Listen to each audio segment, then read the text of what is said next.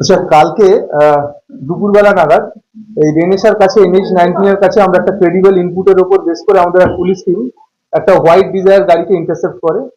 তো সেই গাড়ির মধ্যে আমরা দুজন ব্যক্তিকে পাই, সৌরভ ঘড়ি এবং বাপুন হাসদা, এবং তাদের পজিশন থেকে আমরা পাই প্রায় 6,49,000 টাকা। যখন আমরা ওদেরকে জিজ্ঞাসাবাদ করি, ওরা এই টাকাটার সোর্স সম্বন্ধে কোনো সদুত্তর ওরা দিতে পারেনি।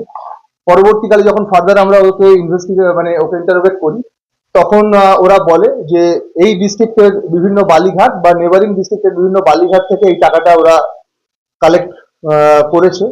তো আরো যখন ফার্দার ওদেরকে ইন্টারোগেট করি, সেক্ষেত্রে ওরা বলে যে হৃদয় পাল নামে একজন ব্যক্তি ওদেরকে এই টাকাটা কালেক্ট করার জন্য পাঠায়, যিনি আমাদের MP বিষ্ণুপুর সৌমিত্র খান ওনার ইয়ে। তো এরপর আমরা ওদেরকে কেস রেকর্ড করি এবং ওদেরকে আমরা অ্যারেস্ট করি, এবং এই দুজন ব্যক্তিকে আমরা আজকে 10 দিনের PC রিমান্ড চেয়ে কোর্টে ফরওয়ার্ড করেছি। তো আমাদের তদন্ত এগোবে, আমরা যা যা এর সঙ্গে জড়িত আছে বা যা যা আমরা তথ্য প্রমাণ পাবো সেই অনুযায়ী আমরা আপনাদেরকে ব্রিফ করতে থাকবো। এই যে বালিঘাটের থেকে টাকা নিতে সেটা আমাদেরকে আমরা তদন্ত খতিয়ে দেখছি। যারা এদেরকে যদি কেউ টাকা দিয়েওছে, আমরা তাদেরকেও আমাদের পরবর্তী ইনভেস্টিগেশন যত এগোবে তাদেরকেও আমরা জিজ্ঞাসাবাদ করব, এবং দেখা যাক তাদের স্টেটমেন্টে কি পাওয়া যাচ্ছে, সেই অনুযায়ী আমরা আমাদের তদন্ত এগোবো। এটা কি পাওয়া যাচ্ছে যে হৃদয় পাল, আপনি বলছিলেন যে সৌমিত্র খান শান্তরের প্রিয়, সৌমিত্র খান কোনো রকম নির্দেশ দিতে কোনো পাওয়া গেছে? যারা যারা এই তদন্ত একদম প্রাথমিক স্তরে আছে, যারা যারা এই ঘটনার সঙ্গে যুক্ত আছে বা জড়িত আছে বা যা আছে, আমরা খতিয়ে দেখছি, এবং যদি কেউ জড়িত থাকে আমরা সবার এগেনস্টে লিগ্যাল অ্যাকশন নেব। কত টাকার মতো পাওয়া? 6,49,000 টাকা। আগে ছিল বলা হয়েছে কি কেস ছিল? আমি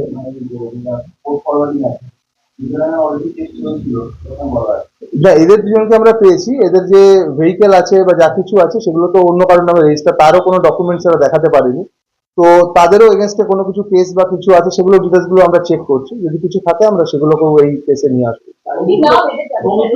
সৌরভ ঘড়ুই আর বাপন হাসদা, এদের বেলিয়াতোর বাঁকুড়া বাড়ি। আমরা বললাম আপনাদেরকে যে আমাদের কেসটা খুব প্রাথমিক স্তরে আছে, তদন্ত প্রাথমিক স্তরে আছে। যারা যারা এই কেসের সঙ্গে জড়িত আছে বা যুক্ত আছে, যাদের ইনভলভমেন্ট আমরা পাবো, আমরা প্রত্যেকের এগেনস্টেই আমরা লিগ্যাল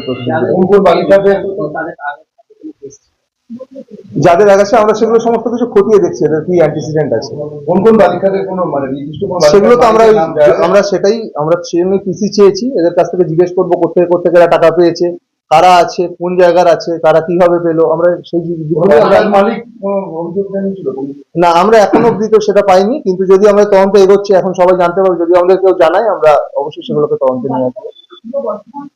বিভিন্ন জেলা রয়েছে, নেবারিং ডিস্ট্রিক্টও রয়েছে, যা ওরা জানিয়েছে এখনো অব্দি। আমাদের কাছে ক্রেডিবল ইনপুট থাকে, টেকনিক্যাল ইনপুটস তো থাকে, আমাদের কাছে ফিজিক্যাল সোর্স থাকে, আমরা তার মাধ্যমে জানি।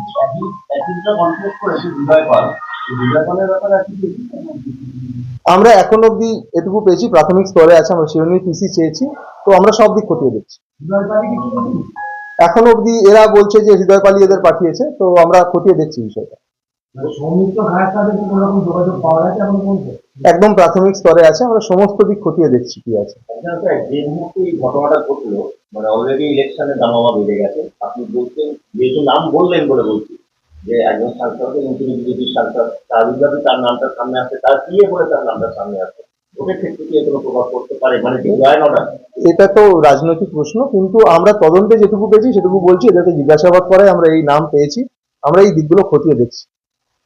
গত দুদিন আগে যেখানে কেসটা হয়েছিল ফোন করা হয়েছে, সেটা মুখে যেটা বলেছে তার বাইরেও কিছু খবর ছিল, ইনফরমেশন বুঝতে পারলাম না। ওটা তো আলাদা সেপারেট জিনিস আছে, ওটা আমি আমরা পরে আলোচনা করি। তো থ্যাংক ইউ। আচ্ছা, আরেকটা প্রশ্ন ছিল, যেটা একটা ইউটিউবারকে 4 দিন রিমান্ডে রাখা হয়েছে, ওটা নিয়ে কিছু বলতে কি? এগুলো তো অন্য বিষয় আছে, আমরা এই প্রেস মিটটা আগে শেষ করে নিই, ঠিক আছে?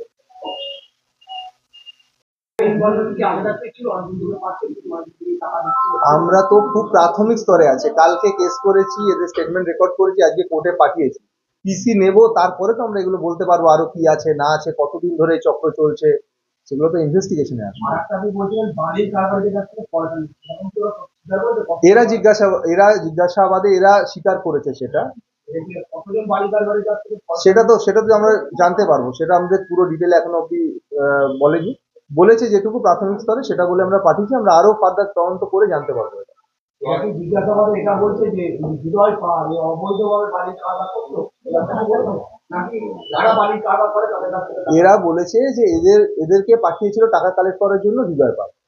কিসের টাকা যেটা কালেক্ট করতে গেল? হ্যাঁ, কালেকশনের যে টাকাটা ওদের কাছ থেকে পাওয়া গেছে সেটা, হ্যাঁ সেটা যা এরা বলছে, তো সেটা হৃদয় পাল এদের পাঠিয়েছিল। এবার বাকি কি আছে আমরা খতিয়ে দেখবো।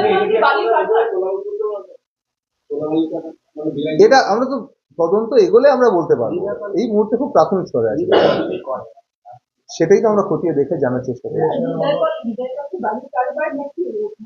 হৃদয় পাল এর নাম এসছে যে এদেরকে পাঠিয়েছে, এবার হৃদয় পালের পুরো ডিটেলস আমরা অবভিয়াসলি চেক করছি এবং আমরা তদন্ত সেভাবে এগোচ্ছি।